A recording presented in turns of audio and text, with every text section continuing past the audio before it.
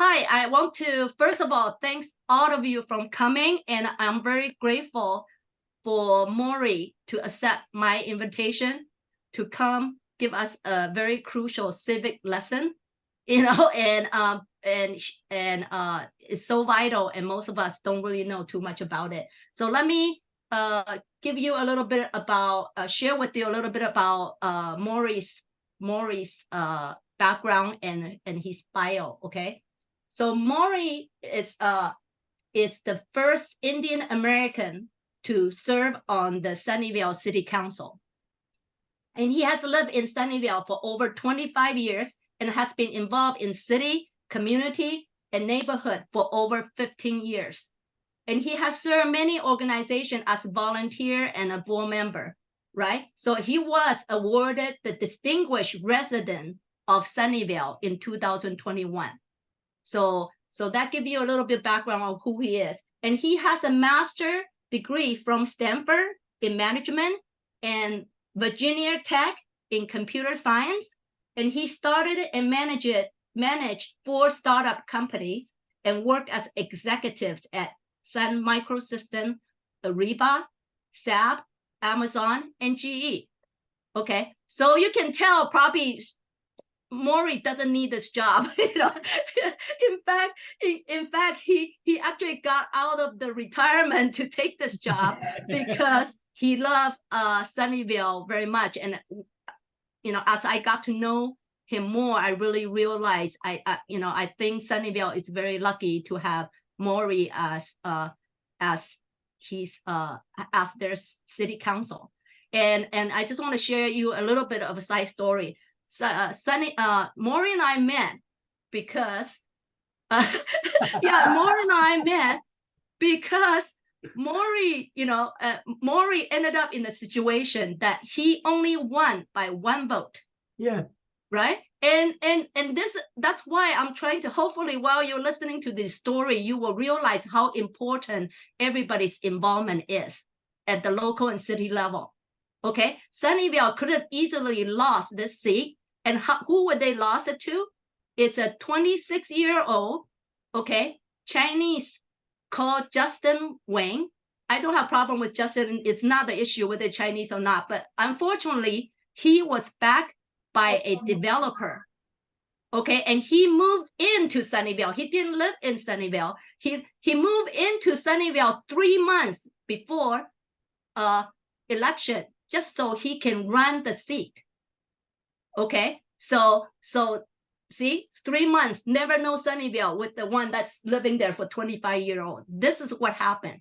And because he was backed by this huge, rich developer, you ended up with Maury for some reason, end up with only 1 vote. And he ended up, and then this person ended up hired the most, the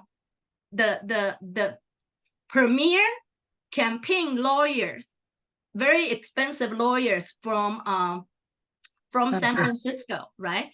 And try to get, and even though it's already have an automatic recount, they are not satisfied because they figure they can have a lawyer come in and bully and get a couple votes and then Justin win, right? So Maury was faced with that situation.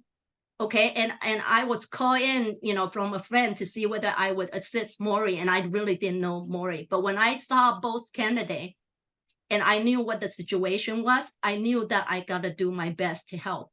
But, right? And then the very touching part, and also when I went to our registrar of voter, what really touches me too is that because Maury was so well liked by their community, the citizens, the resident came out in support of him.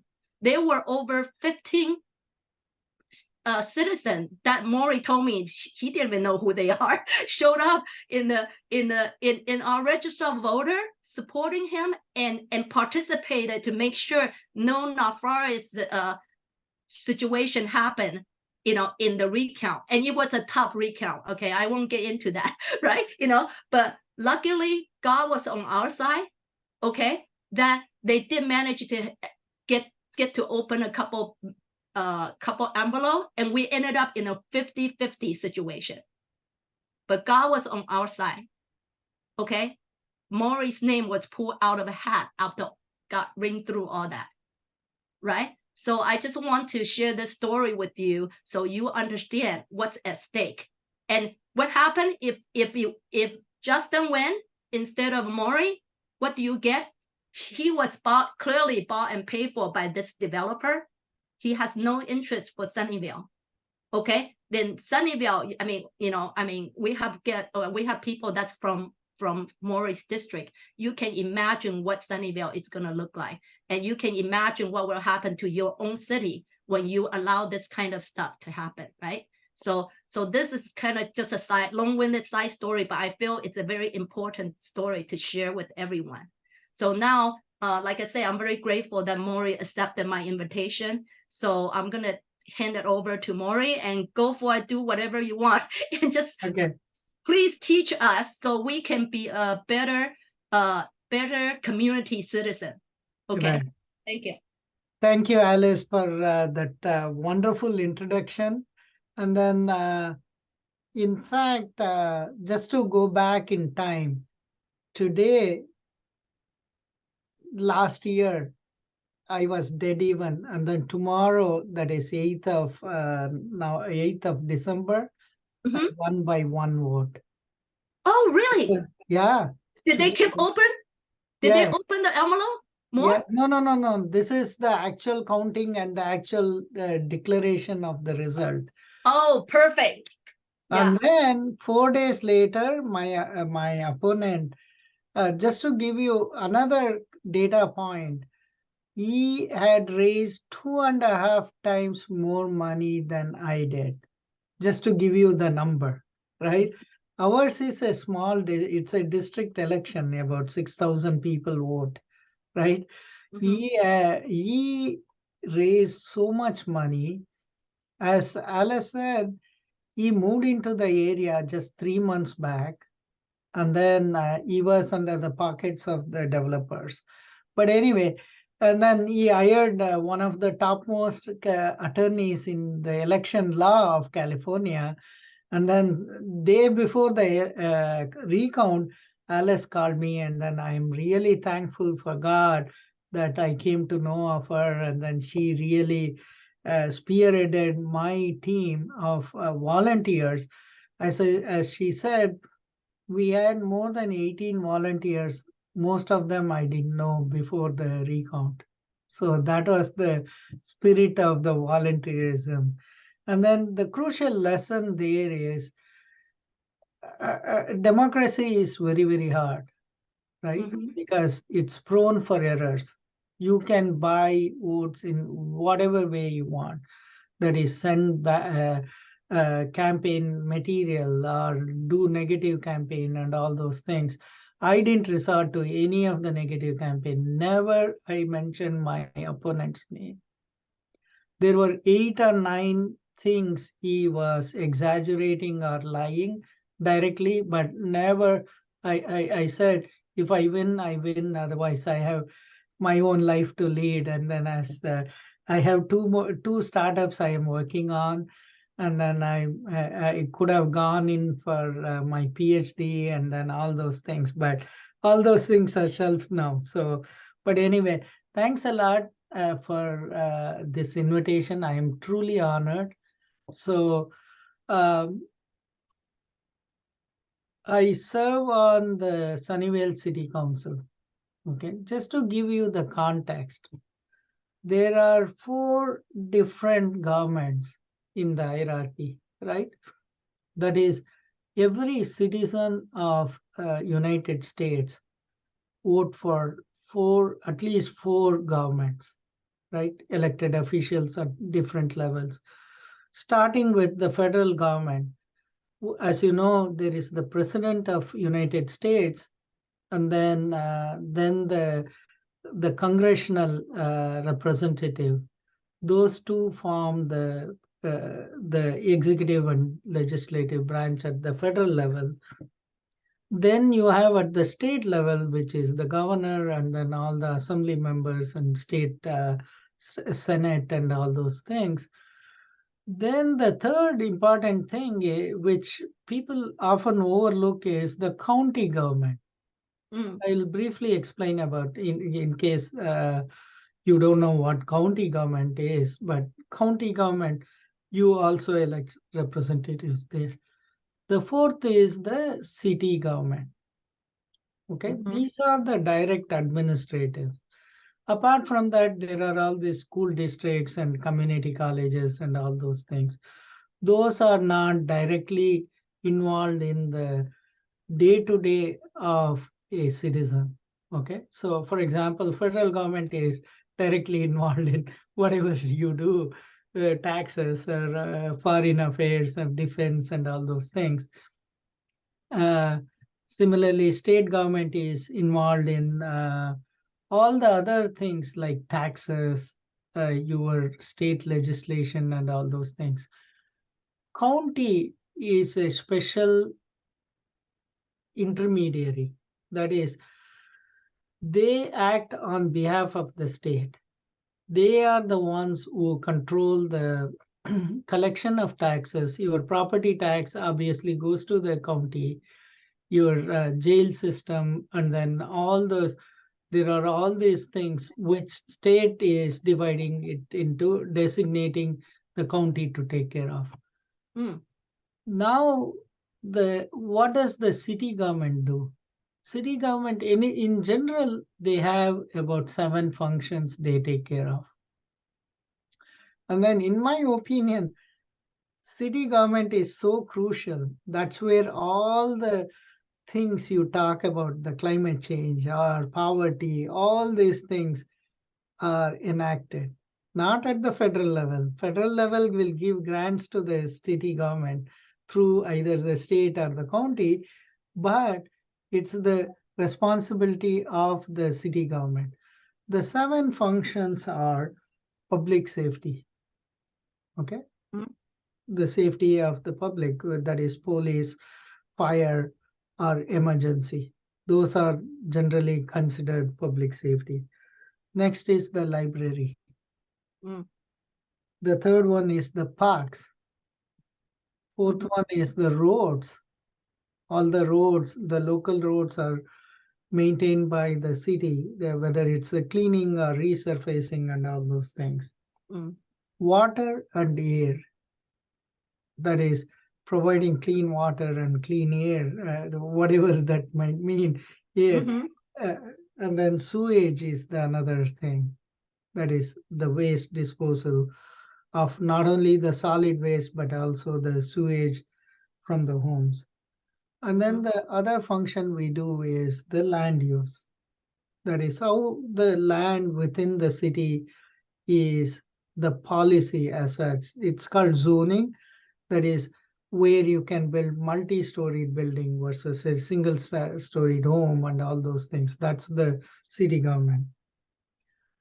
So those are the 7 functions. And then as you see, all these things are complementary. That is, federal level, they don't talk about parks and all those things. State doesn't talk about roads. So in my opinion, it's the local government which has got the overreaching on a day-to-day basis of a citizen. mhm, They have more things with local government than federal government. What Biden does may not affect you personally on a day-to-day life, but what we do affects you. mhm, Okay. For example, we have to clean the roads, we have to trim the trees, and then we have to provide public safety. All these things are under the local government responsibility. So the next thing, so what in city, so that those are the general 7 areas, 6, 7 areas. Some cities might have more than that. For example, city of Santa Clara does provide electricity. They are, instead of PG&E, mhm, they are the electricity developers, and then some cities do lot more things, right? But overall, in general, these 7 areas are the things we provide, right? As you can imagine, any environmental thing or any climate change and all those things are all implemented by the local government, right? Though we might get funding from EPA, Environmental Protection Agency, of federal government or the state government, we take care of the things. And then similarly, the homeless thing or poverty, all these things are city's responsibility. Nobody at the federal level will care about how many homeless people we have in Sunnyvale, but we care, right? So that's the difference. Okay. So that's the framework of how all these governments work. Okay. Hey, Alice, do you want me to stop here or ask for questions, or can I continue and then leave it at the later stage? No, please keep going. Oh, yeah, please keep going, I think. Oh, anybody have a quick question you want to ask now? Or should we keep going? I have a quick question. Oh, okay, go ahead. Just I heard that city have the city power and state have the state power and federal have a federal power, and sometimes they can against each other, that we don't need to listen the higher level. But is that true? Correct. So basically, yeah, that's an interesting point you raised, man. So what happens is, if a law contradicts, for example, let's say that city of Sunnyvale passes a law which contradicts with the state law or a federal law, the hierarchy is federal law overrules everybody. State law overrules the city law, like that. County per se doesn't pass any law because they are representatives of the city. Whatever representative of the state, whatever the state does, county implements. Oh. Right? That's the hierarchy. For example, the property tax of it's applicable to the entire state of California, right? And then Santa Clara County will enact that and then collect property taxes from that. And then similarly, Alameda County and all those things, right? That's what it is. But the state sales tax is slightly different. That is based on the county level. But whatever, so to answer your question, state law overrides the city, federal law overrides the state. And then there are some specific things state doesn't have jurisdictions on. For example, defense, printing of the money, and then foreign affairs, that external affairs or State Department. Those are all specific to federal government. For example, state cannot send an ambassador to Israel or Jordan or something like that. It's at the federal level. So similarly, city cannot collect taxes. It's collected by the state. And then similarly, city does not operate a jail system. It's at the state level. And then meanwhile, the county has got district attorneys and all those things. City does not have any way to prosecute a criminal. We arrest criminals and then send it to the county jail. That's what you would have seen. And then the district attorney, who is the prosecutor for the entire district of Santa Clara, will take over the case. That's the hierarchy. Okay. So that's interesting. So you're saying that I didn't know that county it's purely a representative of state, like the intermediate. Yes, most of the thing, whatever state enacts, county does. Because if you think about the property, whatever the property of Santa Clara, only the Santa Clara County knows about all the property transactions and all those things. Yes. Right? Okay. So but then they have no so my question is that can city, is there any way in the setup that city and county could push back to the state and saying what they're doing is inappropriate or no? County does not have any powers. County, it's the city which will have there are three ways the city operates with the interacts with the state. One is with the direct representation, the assembly member or senator. After all, they are up for election. Assembly members are up for election every 2 years, so they have to come to the city, right? Right. So that's the leverage we have. The Mhm. second one is the California cities have an association or a league called League of California Cities. It's called Cal Cities for Mhm. short form. Mhm. I am trying to be a volunteer and then trying to trying to do the get in the leadership position there. That's an advocacy for all Mhm. the cities. For Mm. example, any housing law, we instead of each city lobbying, which may not be effective, Mhm. imagine all the 430 cities of California can lobby, right? That has a lot more power. Similarly, there is a organization at the federal level, and then I am trying to get into that also in the leadership position so that this is an advocacy. And then the third thing is you can also influence the these are all influences. Ultimately, whatever state does, state does. Mhm. Whatever Right. Sacramento does, Sacramento does. We have very little thing we can do about it. So what we can, the third thing we can do is directly access the advocacy, not just through Cal Cities, not Mhm. through our representative, but overall we can hire a lobbyist and then do that. As Oh. you can imagine, it's expensive and then it's not something cities do, but I know major cities like San Francisco or Oakland or LA who have a lot more budget, they can do that. Mm. Got it. We have couple. I think Cindy came out first. Cindy? Right. Yes.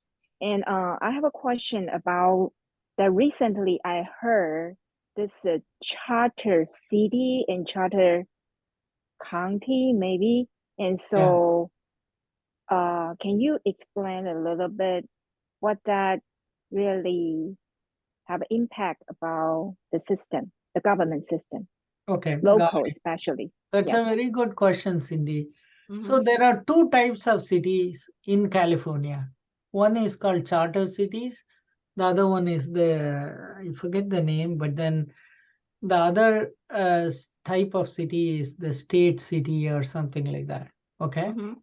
Mhm. Charter cities have their own charter rules. For example, how the government works or how they interact with public. All these things are governed by a charter, some sort of a guidelines developed by the citizens of the city. Mhm. Does that make sense? Yes. For example, So, mhm. how the mayor is elected, how the council members are elected, what are the policies we have regarding land use. All these things are written in the charter of the city. Okay. The other type of city is governed directly by the state. Whatever the state has got the guidelines for how a city should operate, they operate that way. Sunnyvale is a charter city. Mm. So, for example, our charter says that the council has to meet at least 2 times a month. Okay. Mhm. Whereas the non-charter cities of California, they take a break during summer and then winter, 1 month. We cannot do that because Mhm. our charter doesn't allow that. And then recently we had to change our charter when we went in for district election. Previously, all the council members were elected at large. All the city would elect the 7 members, and then within them, one would be chosen as the mayor, and then the other one will be chosen as the vice mayor. That charter was changed to make mayor a directly elected mayor, and then Mhm. 6 districts were formed. That's what the changes of the charter means. And who decided the charter? Oh, very good question. So basically, we are also proposing some changes to the charter. So the way it works is you form a charter committee. The committee is formed by the public. So the council or the city government will say, we are doing a charter review committee. If you Mhm. want, you apply. Usually 7 or 9 of them will be selected, and then they will go through all the community outreach, and then say, okay, these are the changes we are proposing. And then the community feedback is received, and then the committee consolidates all those things, makes a recommendation to the council, and then council will decide whether to adopt or not adopt. And last question, for your experience, do you think the charter is helping that the more people can, I mean, we the people can get more involved Absolutely. about the government affair? So okay, Absolutely. so you think charter is good, is better? Yeah, straight off the bat. That is, I always like local control. Our Mhm. local citizens are better equipped than Sacramento. So I don't want Sacramento to dictate how our city should operate. It should be decided by the residents of the city, Okay, right? So thank you. just to make sure for the charter, so once the review is complete, it can get approved. It doesn't require the voter to vote for a charter change, is it? There is if the charter is a major change, we need to go to the voters for approval. For Okay. example, the district election that was called Measure B, that Mhm. went to the voters, and then voters have to approve it. So that is the fine control we have. Ultimately, the residents will say whether to accept or not accept. Where the council gets in is, council will say these are the guidelines for the charter committee. They will come up with what is the recommendation. Mhm. Council is not in charge of the recommendations. Right. So- Okay, got it. Okay, thank you. And Brian is next. You're muted. Sorry. Thank you so much for sharing your time with us. This is great Yes. stuff. Just kind of following that line of questioning, I think this is teed up pretty well. Is that those committees or those commissions that are established either by the charter city or the charter county? Can you talk a little bit more about how those commissioners and those committee members are selected? Are those political appointments? I understand there's an application process, but then where does that pool of candidates typically come from? And are those political decisions, or are those really kind of independent decisions that best serve the local jurisdiction? Wow, that's a great question, Brian, because that's the next topic I wanted to talk about, elected versus appointed positions, right? So this is a classic case of appointed positions. What appointed position, for example, let me back up for a moment.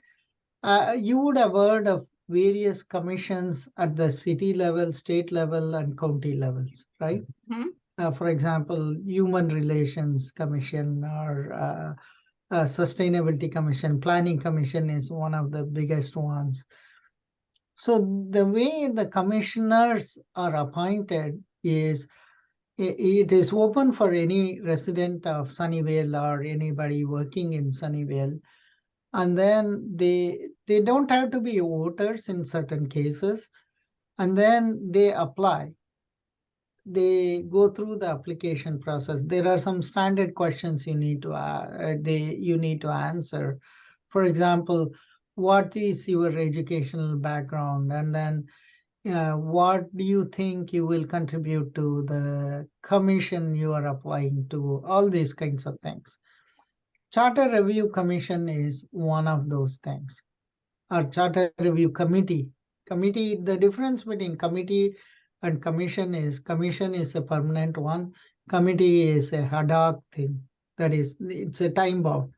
After the charter is done, it will be disbanded, and then the next charter review committee will form if there is a need, right? Oh, okay. So That's the permanent difference. ones. Okay. And then they apply, and then from usually the council will select who the charter committee members would be. For me, what I look for is the diversity, educational diversity, race diversity, gender diversity, all these things, right? For example, ideally, I would like to have an attorney there, an engineer there, accountant there, like that, right? That's me. But I don't know how my colleagues will think about, and then they might have their own process. And then ultimately, the committee will be formed based on the recommendation of the council. Okay, so that's what it is. And then it's all appointed position. There is a term limit for this. And then, as I said, the lifespan of a committee is very, very limited. They look at certain things because the guidelines will be given. Look at how do we increase the tax revenue. We are looking at one of the ways to increase our revenue in Sunnyvale, property transfer tax. Those kinds of things. They look at that, get the community input, and then get all the details, and then whether ultimately that will go to the voters to decide whether that can be done or not. Okay. And then if I could just ask one follow-up. So to be on a commission or a committee, do you need to belong to a political party, or can you No. not be affiliated? Yeah. Okay. Even council members is apolitical. True, but I've noticed that, like, at the county level, most of them belong to a certain political party. Right. That is because in California, Democratic Party seem to have majority, but that doesn't mean anything because one of our council member was a Republican. So, Okay. but it's all apolitical election. You don't, when you write your candidate statement, which goes into the ballot, you don't say I belong to Democratic Party. You might give some indications. For example, you are endorsed by Santa Clara Democratic Party, which gives away the thing, but you don't have to. Cool. Thank you for sharing. Thank No you. problem. Okay. So you want to continue? We're time check. We're at 6:36 now. Yeah. I'm respectful of your time. Yeah, Maury. No problem. So Okay. the next question, the thing is, so we talked about the 7 functions. So this is what the city does. Now I want to talk about the relationship between what the council does versus city manager does and city staff do, right? If you think about the analogy, I think in my mind is, think of a council as board of directors of a company. Okay. The city manager, think of him or her as the CEO of the company. Okay. All the city staff will report to eventually to the city manager or the CEO in this case. And then they are all the employees of the company, or in this case, the city.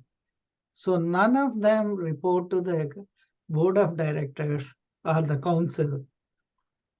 Council has got only 2 employees directly reporting to them. One is the city manager, the other one is the city attorney. So by rule, I'm talking about Sunnyvale for now.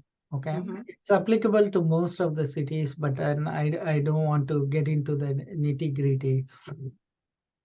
What Sunnyvale by charter, this is written in the charter, that this is where charter is very, very important. How the council members should act, how the commissioner should act, all these things are written in the charter, right? For example, I cannot work any level below the city manager or the direct reports. For example, let's say a tree in front of my house needs to be trimmed. I cannot talk to the manager who takes care of the tree, because I am clearly, it states that I cannot work at the operations level. I should work at the policy level. So I can send an email or contact the city manager and then say the tree needs to be trimmed. It's up to him or the public works director to fix the thing. So that is called, in Sunnyvale's case, it's called weak council and then strong city manager. Mm. Right. Right. So Right. city is by definition, I jokingly, but then this is truth also. I say that council members do not have any powers, which Mhm. is true. But what we have is the influence and connections, right? Mhm. I cannot, if the city manager choose not to fix the tree or anything, I cannot do anything about it. Literally, I cannot fire the city manager. I cannot do anything, right? Lot of cities have similar setup, and then you would have heard many council members getting into trouble because they go into the operations level. Mhm. Mhm. For example, Cupertino, there was a grand jury report. I think I can send Alice the report. It's called Broken City or something like that. Sure. Couple of council members try to get into the nitty-gritty details of how the city manager should work, and then how they were looking at the expense report of some of the managers and all those things. And then just to long story short, about 4 city managers resigned in 5 years or something like that. Mhm. So that's then they complained to the grand jury of Santa Clara. They investigated, and then finally they said that this is crazy. You cannot do that, right? They issued a public statement saying that you cannot do that. Okay. So my interaction is at the city manager level and then one level below him in Sunnyvale. Okay. So that is called the weak council and then strong city manager concept. So the next I want to talk about, what do we do, right? What are the things city council does? Meanwhile, Cindy has raised her hand. Go ahead, Cindy. Yes, let me ask a quick question. Maybe I missed, but my question is, who hire city manager, and who also have the right to fire him? Correct. That is, so as I said, the 2 people who report to the council are city manager and city attorney.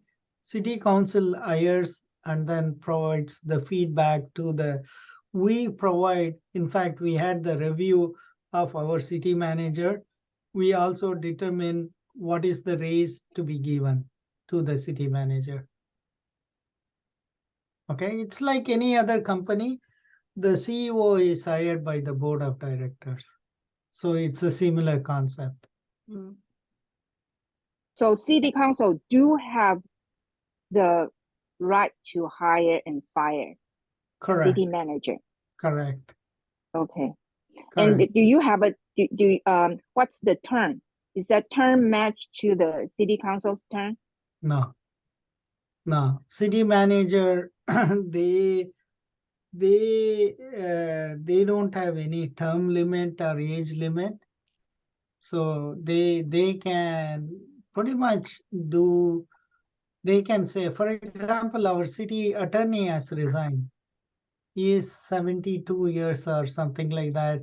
He was commuting from Walnut Creek. So he has been with us for more than 10 years now.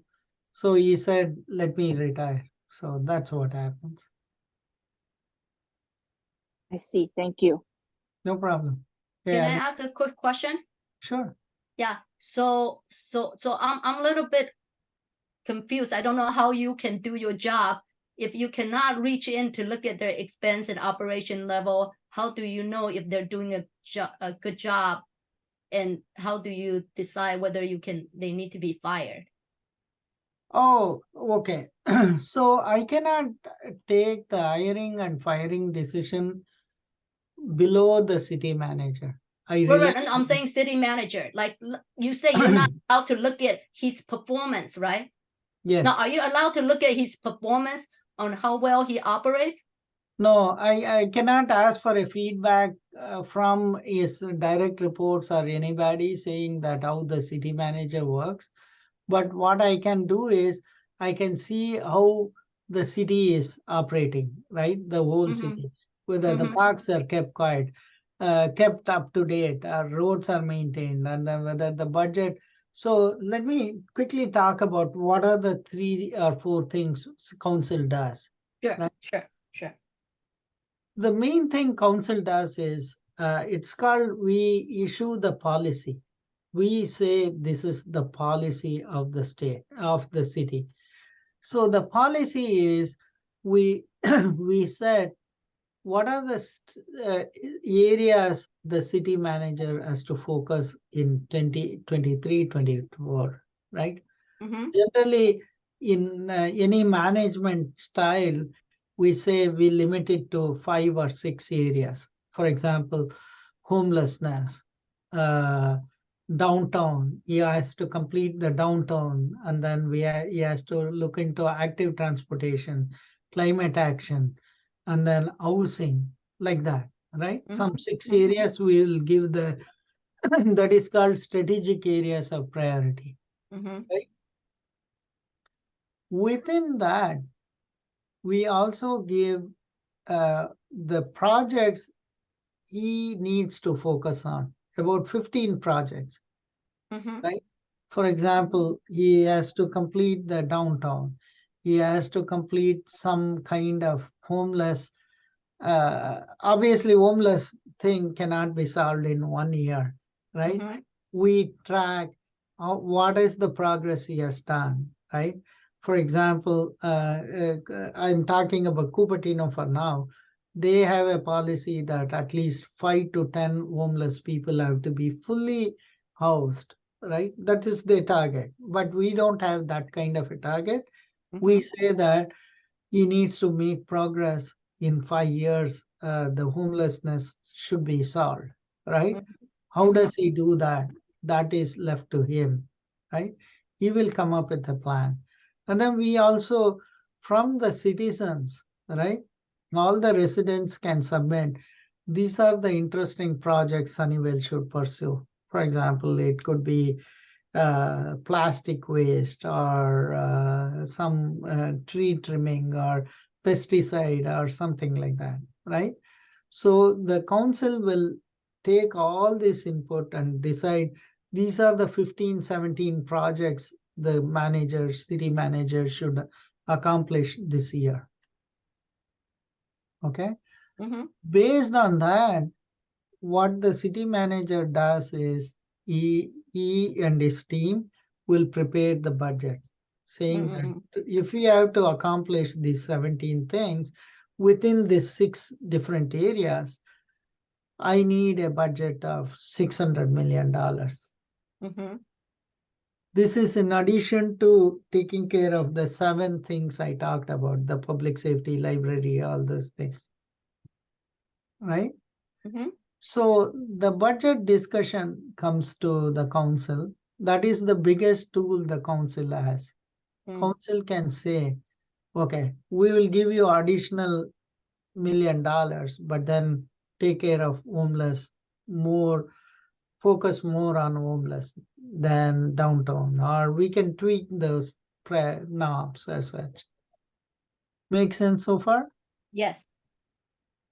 For example, in 2021, during COVID, when the revenue was down because there was no sales tax, right? People were not coming into Sunnyvale or all these things, right? The hotel taxes were down.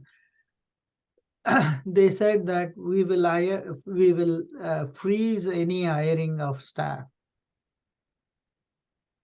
So maintain the same quality of safety, because safety is important.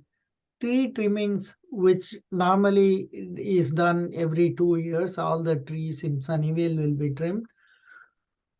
They said that we will postpone it for next 5 years. Mm. It saved about $2 million. Okay, so those are the things we specify the policy. Okay. Mhm. Budget is the biggest thing. Mhm. Next is the policy. And then the council also decides the land use. The city manager will not say, doesn't have the power to say a building should go up 5 stories or 7 stories in this area.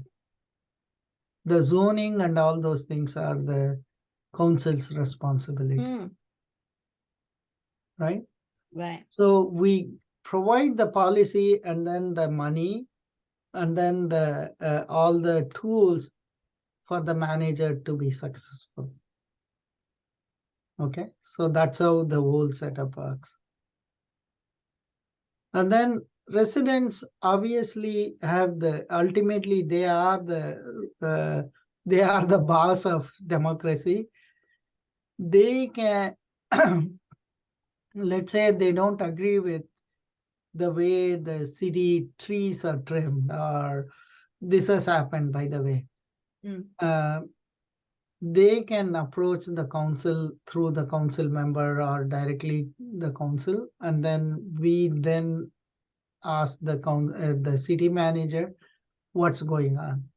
So to get the review of the city manager, I personally get all the feedback from my residents. Hey, what do you think Sunnyvale is doing? Is that correct or not correct? What can we improve? Based on that feedback, I will approach the city manager and then say, I heard from my city residents, safety, there are a lot of catalytic converter theft or property, the Amazon package theft, and then all these things. What is your strategy? How can you improve the conditions, right? So that's the feedback I give to the city manager, who then implements those things. Mm. Right? So that's what happens. Brian, you had a question? I do. Thank you. So when it comes to oversight of government operations at the local level, how does that work? You know, in corporate world, there's typically like an internal audit department or within the board, like an audit committee where they look at certain things. What is the equivalent in the local government world? Okay, that's a great question. And then this is where the difference between public and private sector comes into picture. Okay, there are 2 or 3 major differences. This is one of the main differences. So the main difference of a public enterprise or public entity such as city, ultimately the residents are the boss, or they are the I as a council member, I am answerable to my residents, right? If they think that I am not doing a good job, they can fire me. Whereas board of directors, you cannot fire anybody. Or shareholders can in turn elect or defeat a board of directors. That's the exact thing. Ultimately, if the checks and balances are with the residents of Sunnyvale or the voters of Sunnyvale. Mhm. Does that make sense? It does, because at least in my observation of local government, it seems like there's not necessarily a fair amount of that internal audit. So there's maybe procedures that aren't being followed. And, some of it might be neglect, or some of it is maybe they're just not aware of the, improper training or whatever it might Right. be. Yeah. Sorry, go ahead.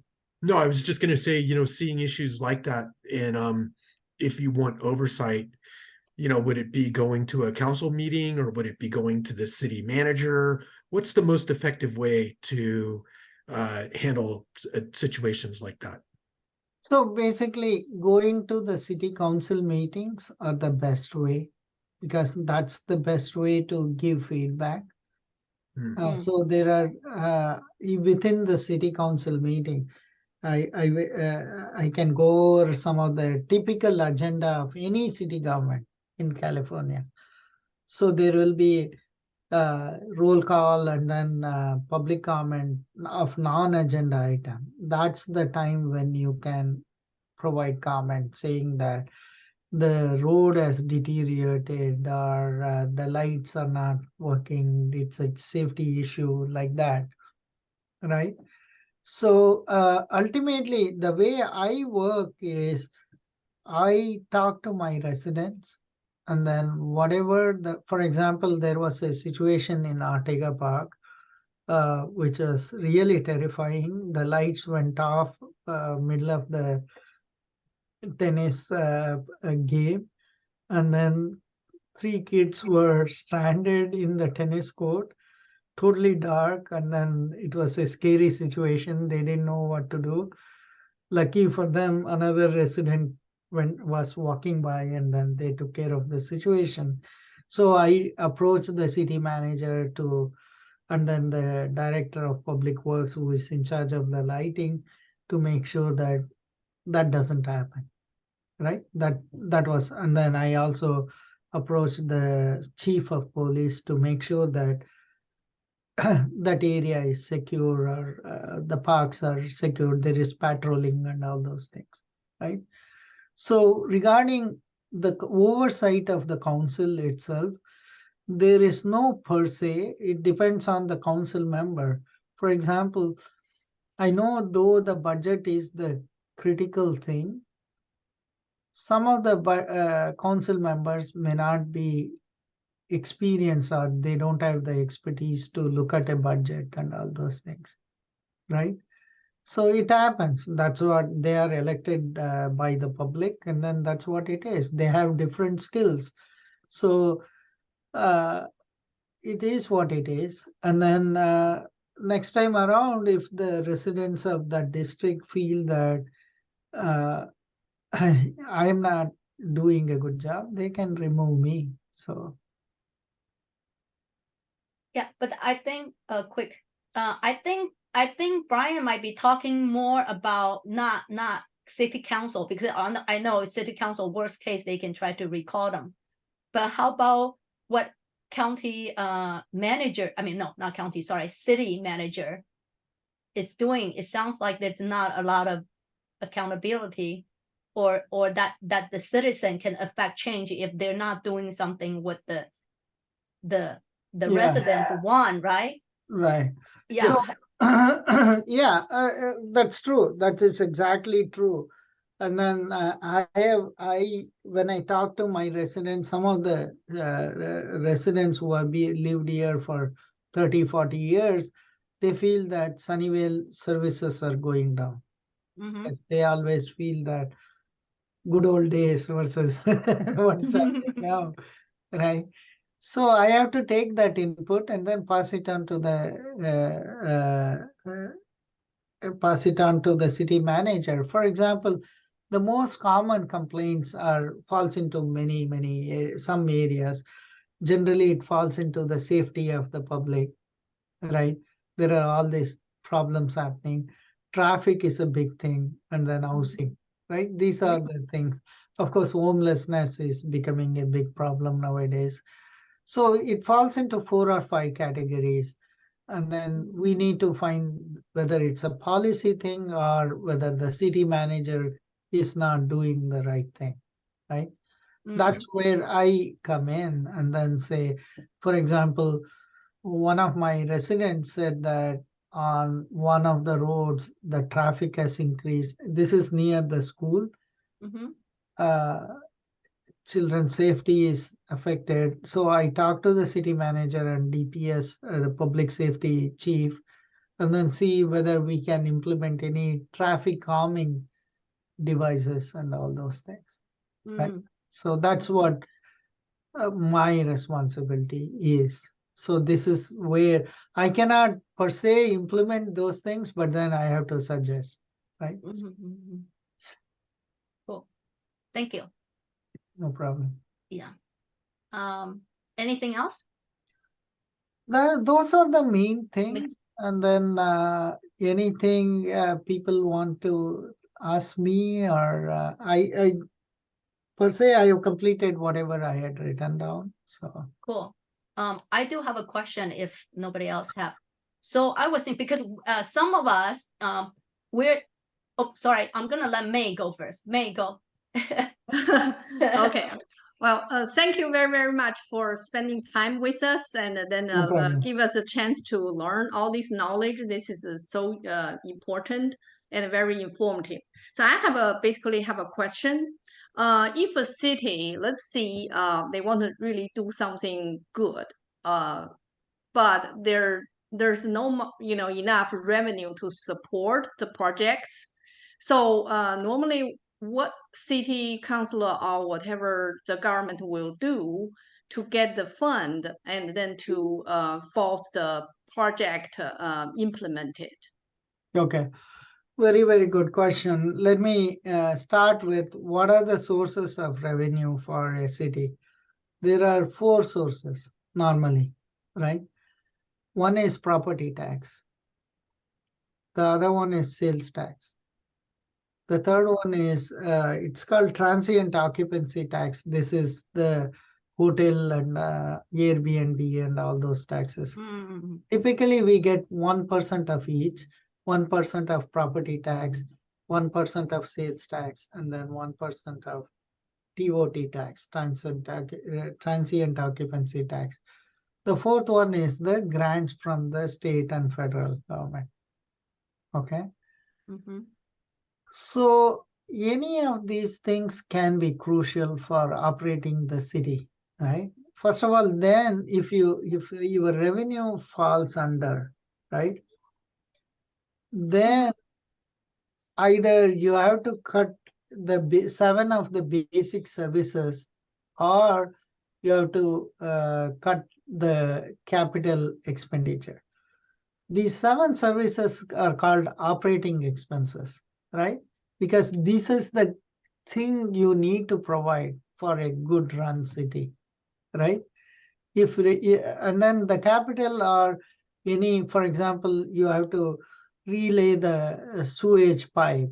For example, in Sunnyvale, most of our pipelines were laid in 1950. There are some leaks and all those things we need to expand. We recently, we are building a water treatment plant, which is $1 billion. Our budget is 600 million. So we cannot, no way we can do that, right?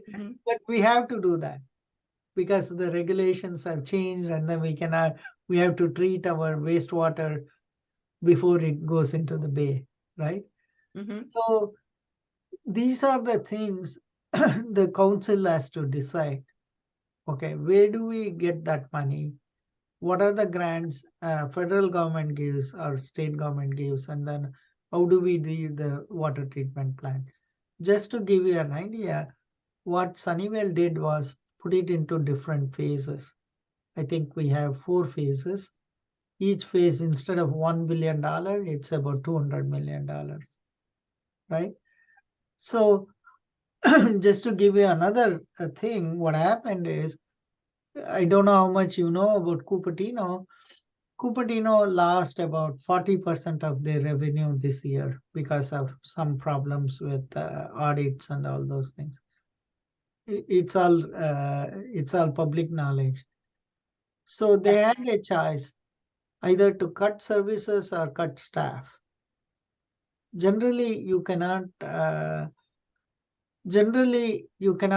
It's unlike private company. You cannot lay off people without good. So Mhm. you cut down the services. So they cut down some of the community events they were having and all those kinds of things. That's how they do that. They postpone the capital budget. And then to give you another example, in 2020 and 2021, during COVID, all the cities had decreased revenue. So Sunnyvale deferred any hiring of staff. We froze all the staff requirement, all the staff hiring. In fact, whoever retires, we will not replace them, right? And then we took care of. I mentioned about the tree trimming. Instead of every 2 years, we postponed it to every 7 years, like that. So those are the tools we have to manage the thing. So is there anything could trigger a city like increasing tax rate, adding additional tax or fees, or issue bonds? Is there anything Yeah. like that? Right. The city can issue bonds. For example, we built a city hall, which is $219 million. And then we raised through bonds. And then the problem there was our old city hall was 60-year-old. It had maintenance was costing so much money. So whether to build a new one or fix the old one. For example, Cupertino is facing the same problem. To fix the old city hall, it costs about $70 million, and then $10 million every year, right? Mm. Should they build a new one or should they take care of this? That's the decision council has to make. So how do they raise that money? $200 million is through bonds, and then once again it goes to the public, and then whatever public wants. For example, our library, we are trying to renovate our library. Once again, fix the old library or build a new one, right? That's the decision the citizens have to tell us. Thank you. No problem. Cindy, Chow? I have a question. Is you mentioned so the city council member meeting is open to public, so any resident can go. So how Yes. do I find out your meeting time? So on the website? Yeah, I can quickly send you Sunnyvale's website. I can Google see the Sunnyvale, and also the city committee. The application is on the website too. So if I am interested, so I can apply. Yeah, definitely. Okay. 1 second, I am.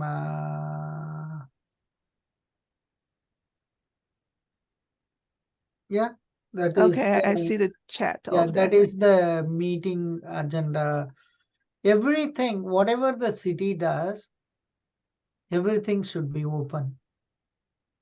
There cannot be, for example, let's say you look at any council meeting. There is a council meeting which will happen on the 12th. The agenda, whatever the back end, all the background materials, whatever I get, public gets. also the committee, right? So probably just search the committee, and Yeah. I should say the Yeah. the application. Okay. Another thing is more kind of like a just relate to my area. Remember, I tried to ask you about the Valco they tear down and try to be Oh, yeah, to sorry. 2000. Hey, Cindy, to- sorry. I meant to call you and then sorry, I didn't. I apologize. So, yeah. Oh, there is a news on Valco, by the way. Valco developer has reduced the development considerably. So the recent development is so small. For example, they initially planned for 7 towers of 28 stories. Yeah, it's Now too they are much. saying 3 towers of 8-storied each. So Okay, not much better. It's much better. Yeah, otherwise like a 2000 unit, it's the traffic will be horrible. the units will be the same thing, but they've reduced the office space and all the other things. So Oh, units still same thing, still 2000. So 2000 residents in the area, how they how are going to play See, with the yeah, so the question is that belongs to, this is where the city jurisdictions matter. That's a Cupertino decision. right. Sunnyvale cannot influence. And then case in point, the Apple is the worst case, right? It's right on the border of Sunnyvale and Cupertino, right? At least Valco is fully in Cupertino, right? If you think about all the Sunnyvale gets all the traffic of Apple because of Homestead Road, but none of the revenue of Apple. So, and then I have my own opinions about how 280 traffic should have been split, but that was once again the decision of Cupertino. Okay. Okay. Okay. Thank Brian? you. Brian? Well, thank you again for sharing your time. So speaking of not getting revenue, for the people using the roads there, would you be willing to share any personal opinions that you might have about just public financing and the amount of debt that's owned at both the local and the state level? I saw an article today that the state now is projecting to be having a $68 billion $65 billion, right? Yeah, and that's due to they're citing reduced income tax receipts and whatnot. But what is your opinion? Do you think we're at a point where maybe we're over leveraged, that there could be the potential for like a bond default or anything like that? So let me talk about state issue is state issue. I think for example, just last year, California was $100 billion positive. $100 billion. This year it's projected, they initially projected a deficit of 27 billion. Now they are projecting 65 billion deficit, right? Oh. So any prudent fiscal responsibility would have even decided, when I have surplus, let me save it for some rainy days, right? I don't think California did that, right? That's my analysis. Once again, I didn't look at detail, but I have looked very, very in depth at Sunnyvale budget. I know Sunnyvale's finances very, very well. So Sunnyvale, one of the wonderful things about Sunnyvale is way back in 90s, this credit goes to 90s, whoever was on the council.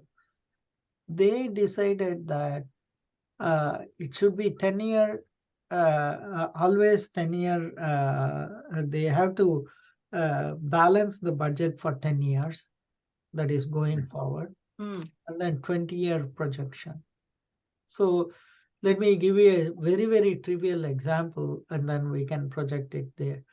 For example, if somebody wants a laptop in Sunnyvale staff, the budget has to be provided for the cost of operations of that laptop for next 20 years.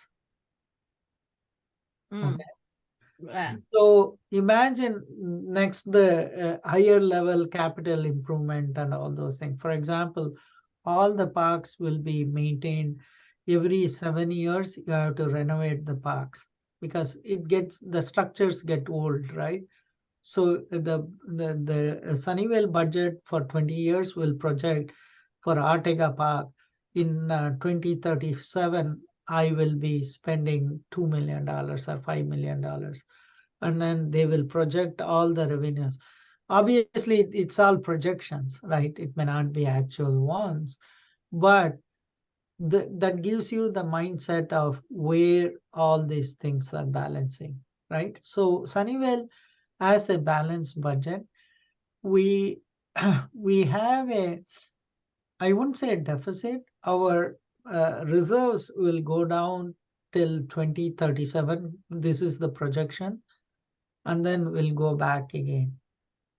Till Mm. that time, we will be drawing from the reserves, and then after 2037, it will go up.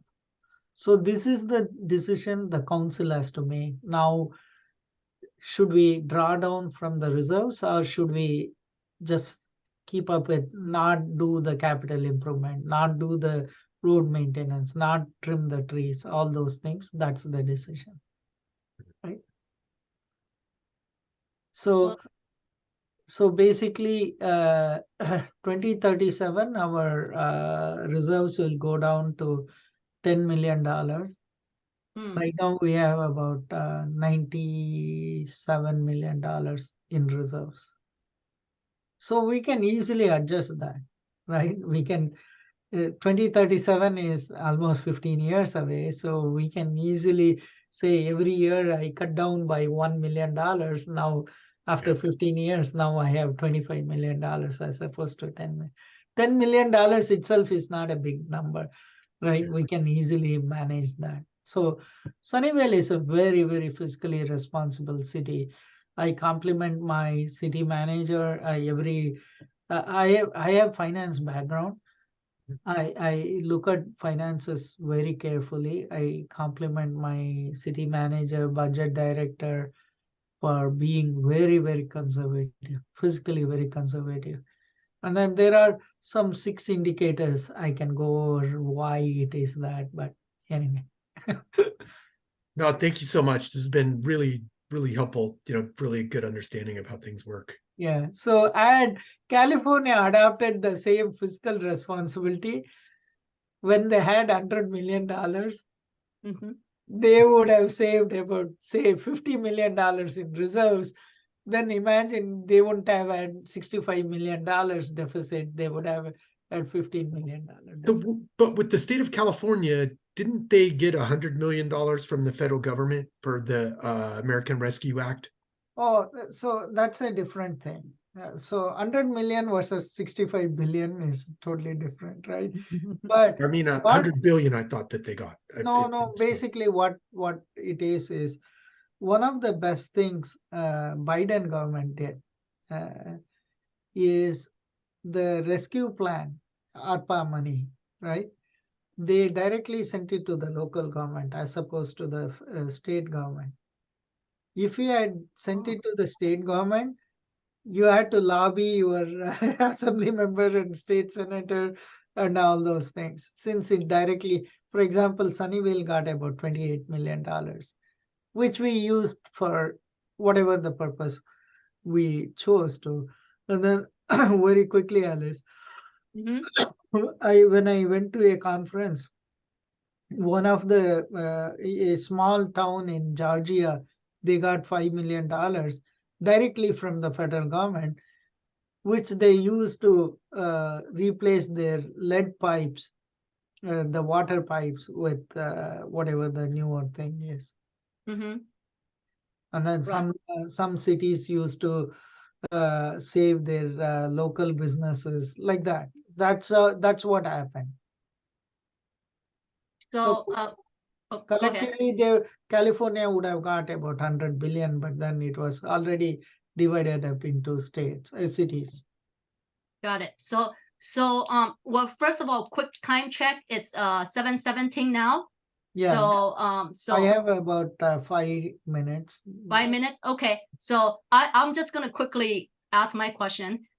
Because I was wondering. So in based on what you saw, how much is a city rely on the state grant to you know how there is always is there strings attached, right? When you take the money from state, they tend to try to direct you, and kind of that's where the city lose control, right? So can you talk a little bit about that? Yeah. Yeah, absolutely. That's what Sacramento is doing. They are, if you don't implement the housing law or whatever they supposed to, we will reduce your grant money or something like that.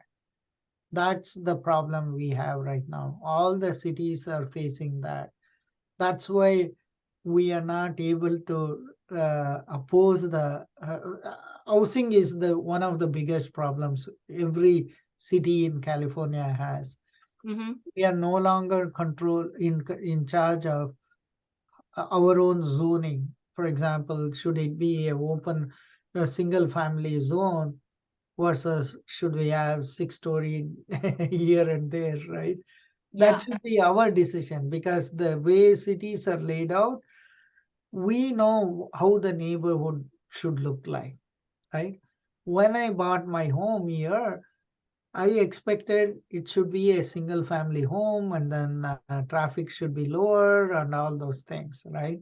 If suddenly, as Cindy said, there is a 2,000 dwelling unit coming in on Wolf and Stevens Creek, suddenly whatever the assumptions I made is no longer valid, right? So Right. But it's Yeah. city, so it's Sunnyvale. I mean, just an example, would you be able to share with us whether Sunnyvale budget heavily rely on state grant, or are they pretty no, self-sufficient? basically it's not only grant, but then the state can sue cities. That's what they did for Huntington Beach, right? Mm-hmm. So if you don't follow so as I said in the beginning, state law overrides the city laws, right? You cannot defy state, right? Got it. Yeah, that is the problem. It's grant is one aspect. A lot of times, if the grant money is so low, we can just say forget it. If we Oh, get the control back, but okay. Got it. there are a lot of by hierarchy you cannot disobey, or you cannot go against the thing, and then that's what happened in case of Huntington. The Attorney General of California is very aggressively going against all the cities. So Gotcha. Okay, so one last question from Stacy. Okay, thank you so much. Yeah, I learned a lot today. I just have a quick question. Earlier, you mentioned that all the city councils are apolitical, but obviously from the endorsement, you can kind of tell whether they are conservative or not. My question is, in what areas would the city council makes a difference whether we elected a conservative or aggressive city council? oh, it's What are the area makes it major? housing is one area, homelessness is another area. For example, housing, most of the progressive, let me give you the difference between progressive and conservatives. Progressives think that we need to build more housing because housing, there is a big housing crisis. For example, on El Camino Real, they want to have 20-storied buildings, right? So they care about certain things, not care about certain things, right? Whereas the conservative will say no more housing. That's the split which is happening in Cupertino. Cupertino is council is split, Walco and against Walco kind of a thing. Better Cupertino, that kind of a group. So that is one area. The other area is how do you deal with poverty, right? Poverty. So there is a concept called UBI, Universal Basic Income. So give $1,000 to each family or something like that. Obviously, there are certain things conservatives may not like. So Oh, so this is a city council has a power to decide? yeah, The we are UBI. deciding Oh. UBI very shortly. I see. So where is the money coming from? For example, $1,000 a month. Where is the money? Even if you support 100 families, that's about $1 million per year, right? Million and Mhm. five. So Mhm. where is that money coming from? So obviously you cannot tax the rich and give it to poor. That's not the way it should work. That's not American style of democracy. So those are the differences you will see. And then, for example, do you oppose local control versus state control? Right? Progressives will favor state control. So Sorry, just one area. What about like a abortion clinic or those are not those are within- not the jurisdiction of the city Okay. government, right? So, for example, abortion the Roe versus Wade was at the federal level, right? Mhm. Even state level, they are trying to get some control over that. Mhm. Cities obviously will not have any control over those things Okay. because even if I pass a law, they can go to the right across the street is another city, right? So Mhm. Right. that will Thank not you. happen. So thank you so much, Yeah, Maury. thanks a lot. Yeah. I hope I learned a lot. I learned a lot out of it, and I think there has to be, like I'm gonna pick your brain further, in the future. No problem. Yeah. So there's so much to learn here, and but one thing that I just want to do a quick conclusion that I feel, because many of us just finished the U.S. history, American history, and U.S. Constitution class. So we were really hoping that, because in American system, as we understand it, that the local government should have most power, right? And I guess we didn't know what happened. Somehow it becomes state law, like somehow now what we're hearing today is that the city, a lot of the power from the city seem to get stripped away, Exactly. right? Which is kind of, that's kind of shocking to me. So that's something for us to really have to mold over what happened, so. Exactly. That's where all the elections are important, not the local government, but the assembly election. For example, you and I, we have talked about it, Alice. That Right. is the whom you elect at the state level, and then obviously to some extent federal level is very, very important. But for example, state, especially California, is stripping a lot of local control. That was not the norm just even 10 years back. Now it's going in the other direction. So, That's awesome. I hope everybody learned, right? Because I've been trying to share with my friend and saying that we need to pay attention to the state election, because who we elect to the state assembly and the Senate, it's gonna, right now we're hearing the downtrend, because they're stripping your power away, which is unfortunate, right? Yeah. exactly. Yeah. Exactly. So So, go ahead. very, very quickly. Yeah. So the housing, we have to submit what is called housing element. Mm-hmm. Sunnyvale has done 3 revisions. And then it's not approved. We are keeping our fingers crossed. Hopefully, it will be approved. Lot of cities have not. Sacramento has not approved. Imagine from Sacramento deciding what should be the building code in Los Altos Hills, which is mainly millionaires and billionaires, right? Right. They want to build a 50-storied apartment complex in Atherton and Los Altos Hills. Right? That's nuts. That's nuts. Right. Steph Curry, who has a home in Atherton, He is Yeah. complaining, my privacy, I am losing my privacy. I cannot walk on the street, right? So Yeah, that's what is happening. So right. But in Sacramento, but our state is in control. Because exactly. right, you Yeah, all of a sudden state end up get to approve your plan, which is crazy because you're the city should have the control. exactly. But yeah. And Can we so- get together to sue the state? Because I don't like a nuisance force us to use electric stove, electric car. You know, that's our right, our privilege to pick what we want. Yeah, but suing the state is very expensive and then time consuming. Who has the money? And then state has,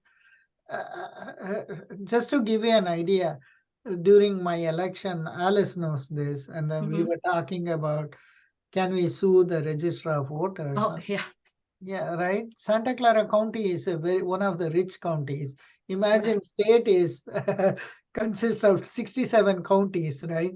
Right. So who has the patience? And then Newsom might be voted out or term limit, and then he might be gone. So who knows, right? So it's very, very tough. It Right. can be done, but then I don't know whether it can be successful or not. But now I'm hearing one more time. We got it 2024. We got to focus on state. If we can take more state seat, right? We need. Unfortunately, I'm not about Republican or Democrat, but then we do one party rule. It's what caused this to happen, right? So we need to focus on ending the super majority. It's just the way it is, right? Correct. Yeah. Thank you. Thank No you. problem. Maureen. Thank you very much. Thank you. Nice Thank you. So meeting you. I'll call you later. Thank I have a you. couple. Okay. I have other stuff Sunnyvale related, but then I'll email you. Okay, sounds good. Thanks. a Okay. lot. Thank you, Maureen. Okay. Bye, Thank you. Cindy. Bye. Bye. Thanks, Murali. Bye, Murali. Bye.